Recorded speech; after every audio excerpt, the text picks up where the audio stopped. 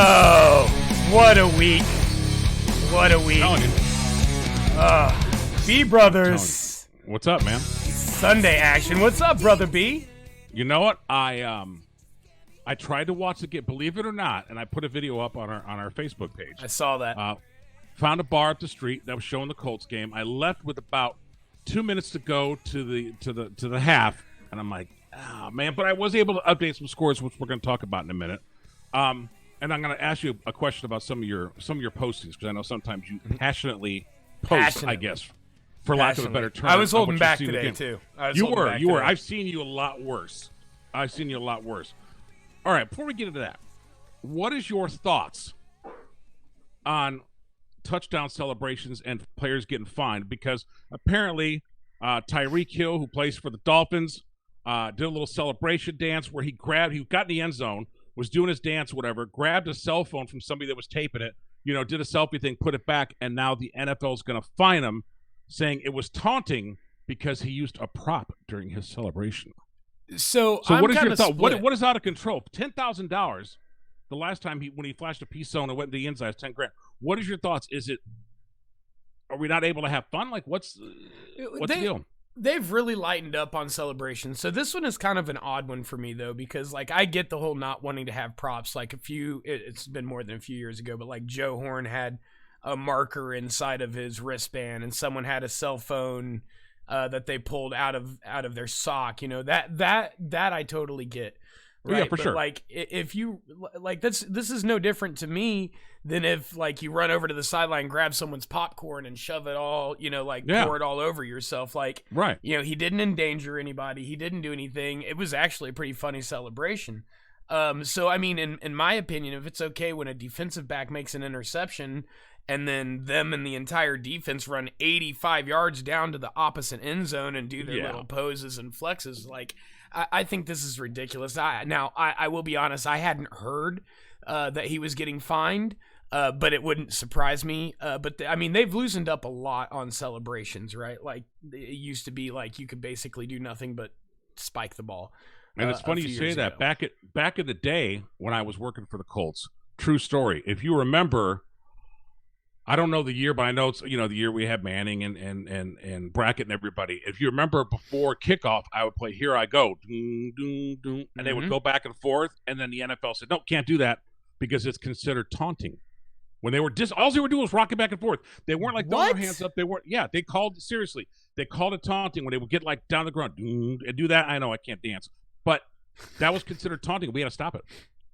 That's insane. I did not know that, actually. Yeah, I was almost going to go with that. I was almost going to that's back when I was on the radio. I was almost going to blurb about that and say, come on, man. But obviously they didn't want to mess up the gig at the time. But that's all they were doing. They weren't stepping out of formation. They were just kind of rocking back and forth, kind of leaning forward a bit, maybe looking a little menacing, depending on what side of the coin you're on. And they considered that to be taunting.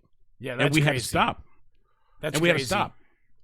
I guess if it's the whole team, it does seem organized, but here's the thing. You can literally sway back and forth to any song. It could be Morgan Wallen, for that matter, or Taylor Swift. There we go. Ding, ding, ding.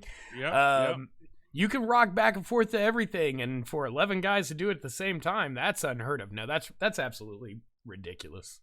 Yeah, I remember that. I was just, and that's, again, that was back in a different era. I'm like, are you kidding me? And I was, every time I was told I couldn't do something, it was minor stuff behind the scenes people didn't know. But I'm like, man, you got to effing kidding me.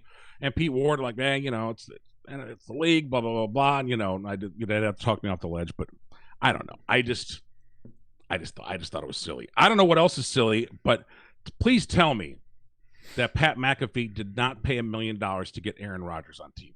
To get this interview. I'm reading that. Man, I saw that. Like, that's here's crazy. The thing. This is what's really weird. And Pat said it himself, right? So it's obviously true. Where's he getting money from? ESPN put this up, or Pat put this up on his own back? We talked about Pat a couple of shows ago and how he's just exploded, from going to the podcast to Barstool and then to his own show, and now he's been picked up by ESPN for a show. He does College Game Day, and he's got a contract with the WWE. So $1 million is probably nothing compared to what he even got back in sponsorships and commercial rights for having Aaron Rodgers on the show. What really shocks me is, like, if they're homies, you don't charge your boy like that. There's two scenarios here, right? Like, if you're well off and your boy isn't, and you're like, hey, let me hook you up with some money. He's like, no, I'm not doing it free. Okay, come on my show and I'm going to throw you $1 million. It's going to be sponsorship money anyway. Okay, right. I get that. But Aaron Rodgers makes like $50 million a year. $1 million to him would be like, hey, Alex, let me give you $500 for being on the B Brothers show, right? Like, I mean, it just doesn't make any sense. You got a sponsor lined up? We got sponsorship money coming in? We're working on it. We're working on it. The B Brothers show at gmail.com for anybody who's interested. I get it in at least once each show. We're going to find some people soon, though. I just saw that, like, $1 million on reading this, and I know that, a lot of times, a lot of these celebs will put up their own money because obviously they want their stuff to look good. I mean, Dr. Dre put additional money up for the Super Bowl to make sure the production was good. So I get that. But when I saw $1 million and then I forgot, wait a minute, Aaron Rodgers, that dude makes bank. It's not, he's not like he's Kaepernick who needs a couple dollars. Listen, Pat, if you're listening to the show, which I know you're not, but just in the event that you happen to tune in for this like 5-second skip, don't pay Aaron Rodgers $1 million to come on the show. Look, I'll come on the show for $25 and a Whopper with cheese, man. It's easy as that. Yep. I'll even go to just a double hamburger. I'll make it even cheaper. See. How about that? I need Burger King in my life, man. They've closed like every Burger King within like a 10 or 15 minute drive. I know, it's crazy. We don't even have anyone like one out here. It's like really crazy the way the restaurants and stuff are scattered. Like, Burger King, God, I miss. See, now you're making me hungry. A nice sad lunch. I am hungry. I'm always all right. Hungry. So we are recording this right after the game, pretty quick, I should say. And I saw a headline. I'm going to ask you about it before we break down the game. They're thinking maybe Anthony Richardson is considering having that shoulder, which will basically knock him out the rest of the season. So, so they even talked about it. I guess the sideline reporter had interviewed him, and she asked him, like, hey, what's the likelihood of this season-ending surgery? And he literally, his answer was, I just don't know yet. So I think, this report might be a little bit too soon, might be a little bit exaggerated and overblown. It might be like a cat licking its butt in the background. I know. I really need a backdrop. I got to get that. We got to get that green screen in for you. But yes. But no, like, I think it's obviously an entire possibility because, here's the thing. He's out a minimum of 3 more weeks after this debacle of this week. If we come out and look the same for the next 3 weeks, then why not, go ahead and have season-ending surgery so you're not doing it in the middle of the offseason in February and risking him not being ready for camp. Go ahead and do it. Like, the only downside is he doesn't get any more time on the field. But like, right. But if this is the rebuilding season that you say that it is, it shouldn't be an issue, right? I mean, no Colts fans should just say, you know what, they did say it's a rebuilding season, whatever. So let's be 1,000% safe. Let him get the surgery or whatever. We'll just kind of bite the bullet the rest of the season and come back 24 really lit up. Yeah, no, and that's kind of what I'm lending the thought towards there. But like, the downside of that is part of the growing season, part of the rebuilding season was getting a guy who had only had 13 starts in his career prior to coming to the NFL, some time under center, right? So, that's the devil's advocate to the surgery route. Now, the thing is including today, aside from the performance, every game of those 4 games are winnable games. Like, we got the Browns next week. So like if they win 2 or 3 of these remaining ones, you might look at him coming back sooner. He's young. He's 21 years old. Yeah, so he should be able to bounce back. It is a sprain, so that's usually a 4 to 8 week recovery time. The only thing that makes me nervous about the talk of surgery is that there's talk of surgery, right? Like, is the sprain that bad? Because usually you don't really start talking about surgery unless there's some kind of reconstruction, right? Reconstruction or weakness. Like, was it sprained to the point where they feel any added pressure, could actually end up in another sprain or a tear? That's the only reason you do surgery. So how severe is this injury? I mean, we know the Colts have a history of not being exactly forthcoming about injuries with their stars. No, we have learned that the hard way. delayed reactions, Lux, obviously unscripted, retirement or whatever. And the whole Peyton neck thing too, man. Oh, man, that was crazy. Yeah. That was, Darius Leonard. I mean, it's not an occurrence anymore. It's a trend with this team and this ownership. Because it's went across multiple GMs, multiple coaches. So it literally points to the front office and Jim Irsay at that point. Like, at some point, I don't know what he has to gain unless he's afraid of season ticket sales going down by being so dishonest about these injuries over the last decade. Do you think a lot of teams are doing that too? Or do you think, I mean, obviously it's not just us, but do you think from what you can recall, based on previous headline, anybody else might be kind of skewing it's not necessarily telling a lie per se, but like kind of like maybe withholding the real truth and just telling us Colts fans what we want to hear. So again, people don't panic. I think so, and I think it's not just about the fans and the panic; it's about the game planning, right? But teams obviously aren't going to game plan for Anthony Richardson for at least 3 weeks. But like at the beginning of the neck thing with Peyton, remember he was on the sidelines, and they're like, "Oh, he might come back. He might come back," and then all of a sudden, nope, he ain't coming back. Nope. Andrew Luck was the same. Like, and then they rushed him back, and then he was gone again, and then he was back, and then he was gone. And we still to this day don't know the severity of the injury that he had as he retired from football. Shaquille Leonard is another perfect example. This dude's been on the shelf for basically 2 years. And that's another story talking about him. He's definitely, he's done. But like, I mean, there was zero honesty from the organization and what was going on with Darius. They tried to rush him back. He played like 2 quarters and was out for another year.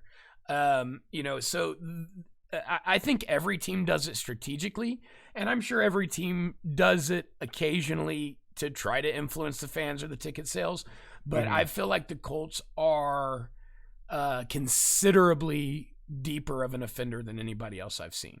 Now that's I'm in this fan base, right? I hear the local media. I don't hear the local Buffalo media. I don't hear the local Cincinnati media talking about Joe Burrow, which there, has obviously been some issues with him in the hamstring.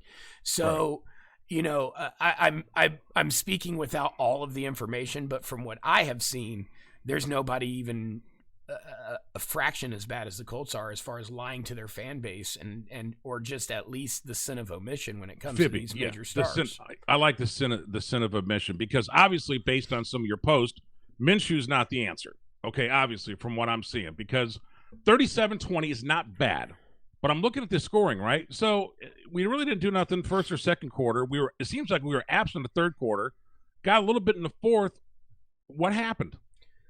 I mean, the very first drive of the game, they drove. It looked great. It was like a 16-play drive, ended up in 3 points, which is disappointing, but points are points, right? Especially on the road.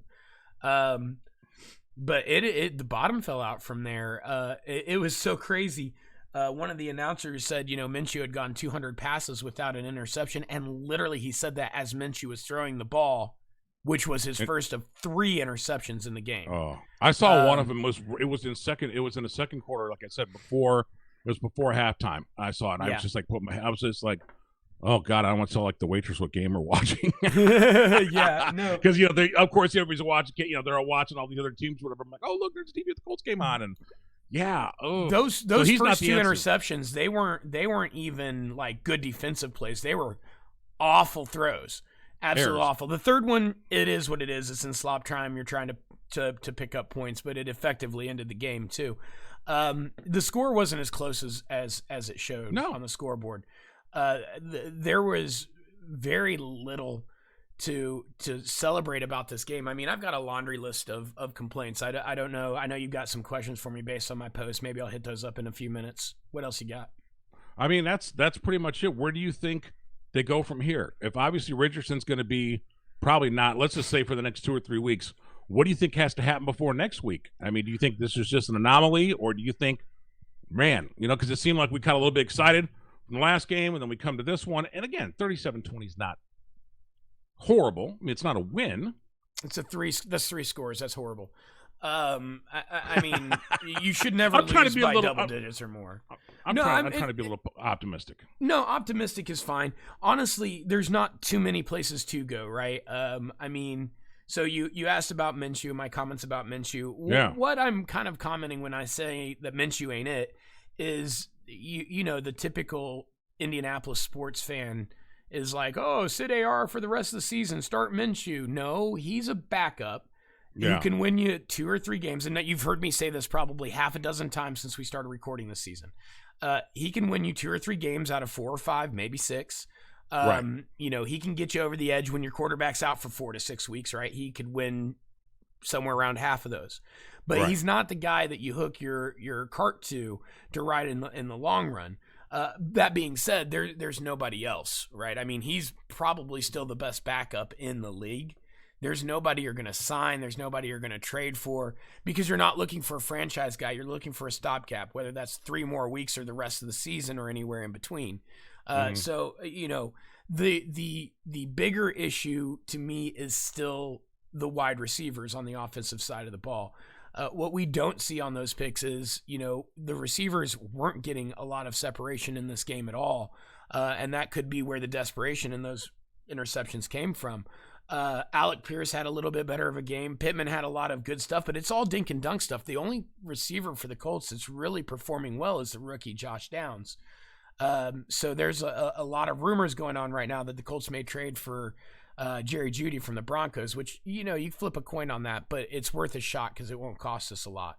I think after today, that is one move. And then, you know, Juju Brents had an interception. He's played really well since he started playing.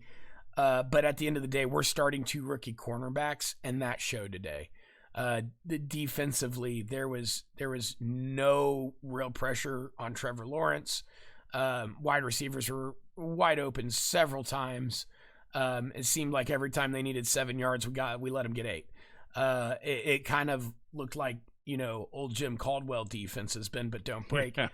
And that brings up an entirely different subject. And I'm not by any means going to start calling for anybody's job yet. But I thought this defense was really good. And they flashed a stat today that they're the 28th ranked defense in the NFL out of 32 teams. Oh my gosh. And then, that's not good. You know, I started thinking about this performance. I started thinking about the way they performed in the first half of the Rams, and then in the overtime when they just basically let the Rams walk down the field with a practice routine is what it felt like in overtime. I thought about, you know, the amount of crazy things that has happened to this defense. And yeah, part of it is injuries. Part of it is not properly stocking the team with defensive backs. Part of it is you've got 2 rookie cornerbacks starting. But, you know, at what point do we start questioning Gus Bradley as a defensive coordinator of this team? I think is a real question that it's not time to ask it yet. As far as is it time to move on past him and only his second year? We're queuing it up. We're but queuing yeah, up the question. It's time to start paying attention. Because, you know, as weak as the secondary is, the front 7 of the defense, front 6, because I am not a Shaquille Leonard fan right now. I'm a fan of his, but he's just, like I said earlier, he's done. There's nothing left in the tank there. But the 6 of the front 7 are some of the best in the league. You know, so is it Gus Bradley? Is it the scheme? Is it the poor fielding of players that Chris Ballard did in the secondary? Is it the fact that we've got 2 rookies starting who will be good corners, just they've got to grow? Is it a little bit of everything I just mentioned? That's probably the most likely scenario. Anybody stand out to you today that, you know, I've obviously outside, you know, the loss is a loss, but anybody that for what we did do stood out where you would have confidence for them to do something even better the next game? Yeah, Josh Downs, our rookie wide receiver, I mentioned him earlier. He is quietly putting together an incredible season. He reminds me of T.Y. Hilton. He's got the speed, he's got the route running, he's got the hands.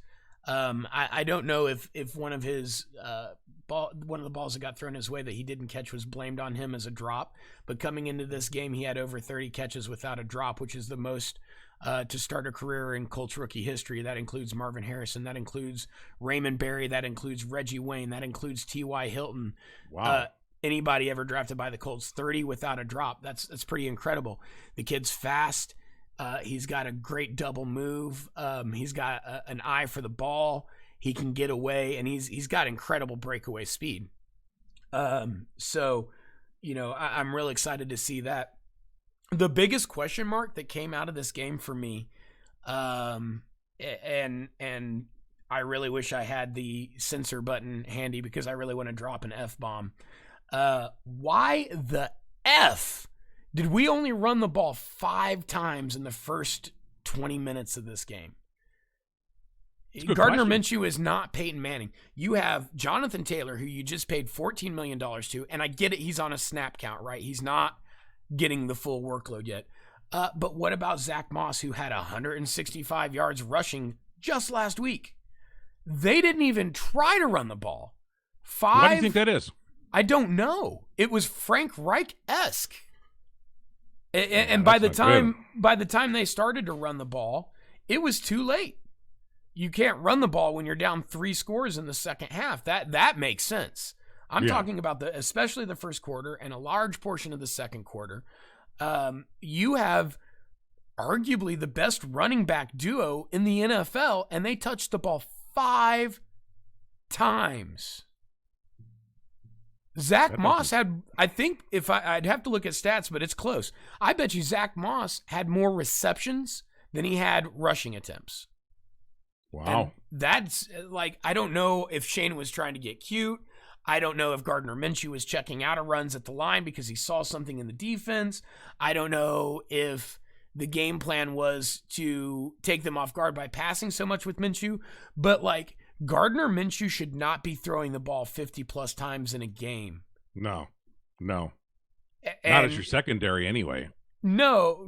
Well, no. There's very few quarterbacks. I wouldn't want Anthony Richardson throwing the ball 50 times in a game when you have Jonathan Taylor and Zach Moss. Peyton Manning threw the ball 50 times in a game because he had Joseph Adai and Donald Brown. Yeah. He wasn't throwing the ball 50 times a game when Edgerrin James was back there. No. No. That's true. No. That's true. And if he was, it was because we were in Tampa Bay down 28 in the fourth quarter, right? It wasn't a regular thing. So, it just felt like there was not a single phase of the game outside of Matt Gay continuing to be automatic on every field goal he kicks. He's a beast. There was really, outside of Matt Gay and Josh Downs, there was really nothing that went right today. So, what I'm hoping, the homer in me, the fan in me is saying, maybe this was just a bad game. There's some kind of curse over us whenever we go to Jacksonville. The year Carson Wentz was here, and all we needed to do was beat Jacksonville, who was an awful, awful team that year, to get to the playoffs. And we lost by 27 or something ridiculous like that. There is just an absolute, and they had nothing to play for. They were like a 1 or 2 win team at the time, and we were winning in. Right. And we pooped our big boy pants. And so crazy stat for you now. Granted, this is provided that a scenario doesn't happen where we play Jacksonville in the playoffs, but the next opportunity to beat Jacksonville in Jacksonville will be next season in 2024, meaning that it will have been 10 years since we won a game in Jacksonville.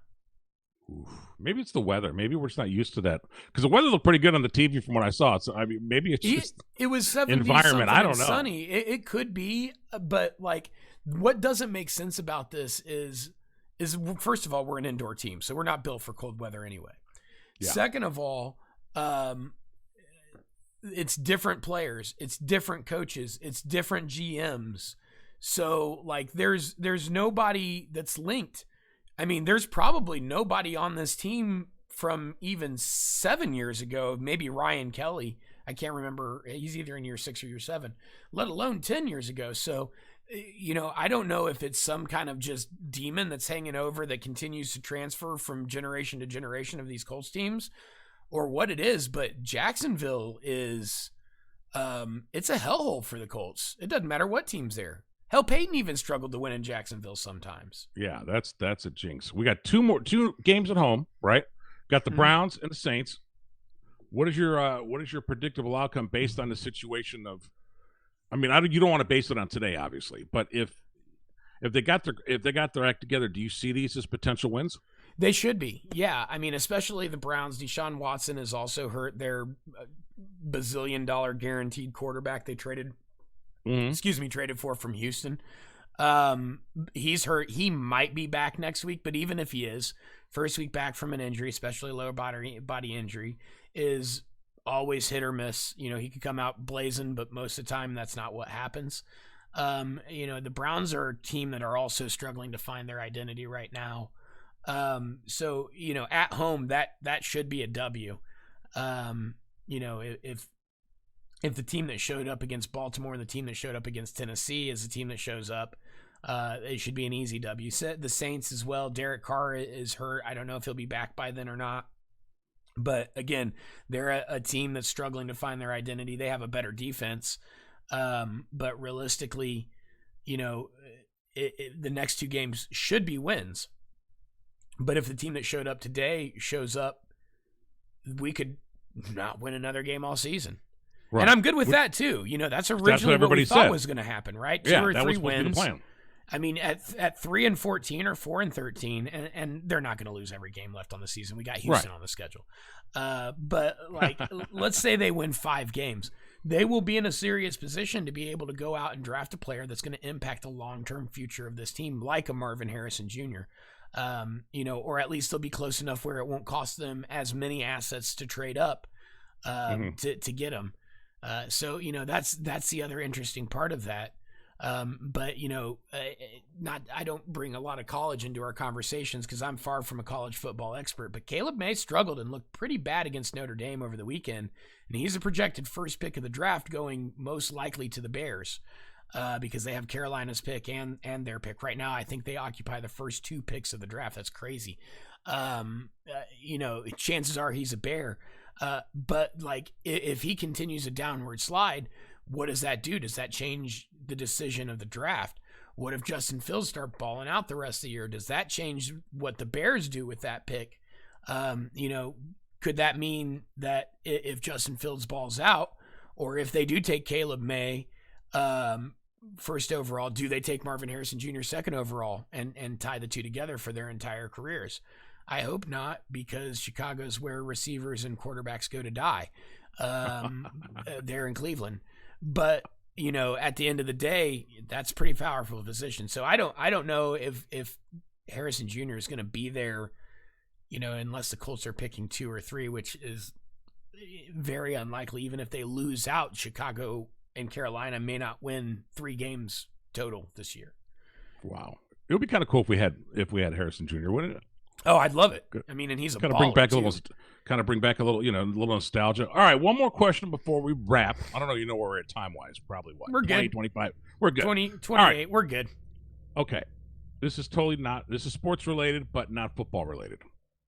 So I read, and not just I read on Facebook like most people do. They start quoting the most inaccurate sources.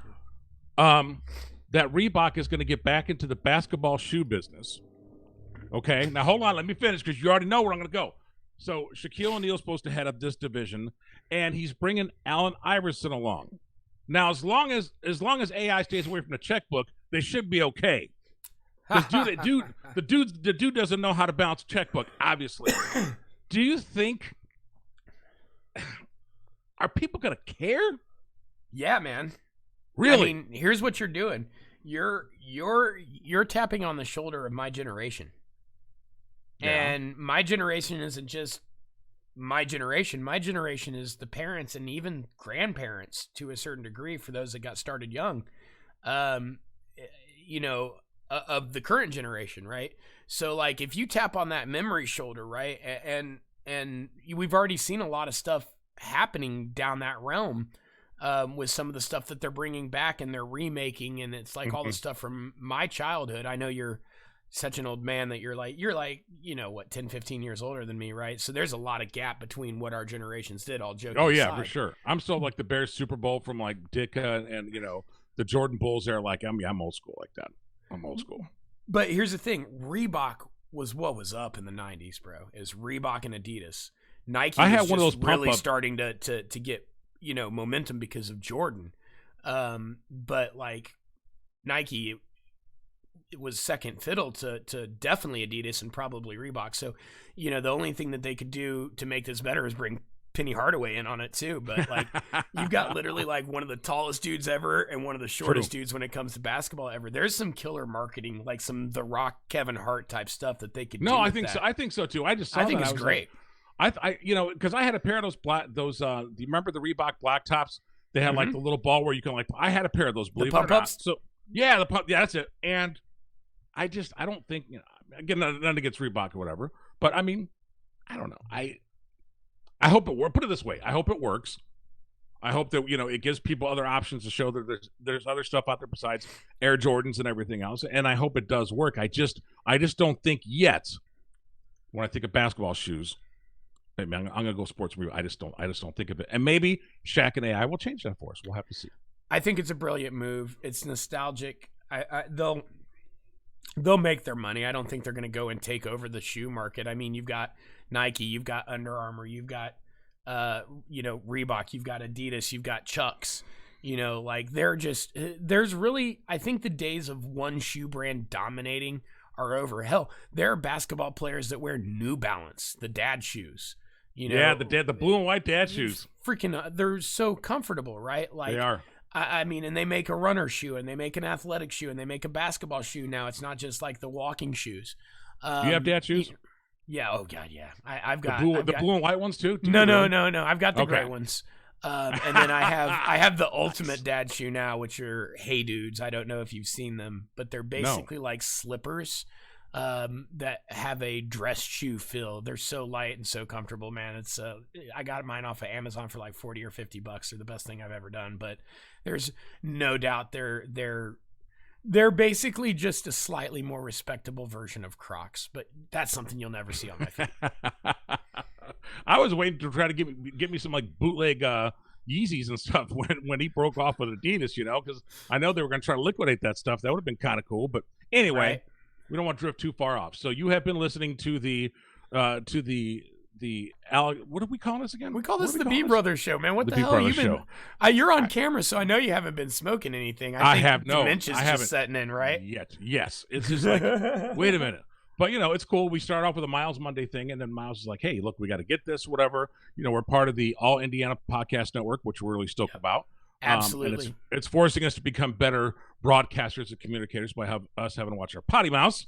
We've done really good, man. We've killed really it. I had one slip up. So in the 6 episodes that we've been under these new guidelines for us, we've had one slip up, and it came from me. So I'm pretty content with that. Check us out on social media, Twitter, TikTok, YouTube, The B Bros Show, themilesbshow.com /The B Brothers Show. Another episode going in the books, Brother B. Hopefully we'll get a midweek one in this week. First week at the new job, so we'll see what happens. But say bye-bye, B. Bye-bye.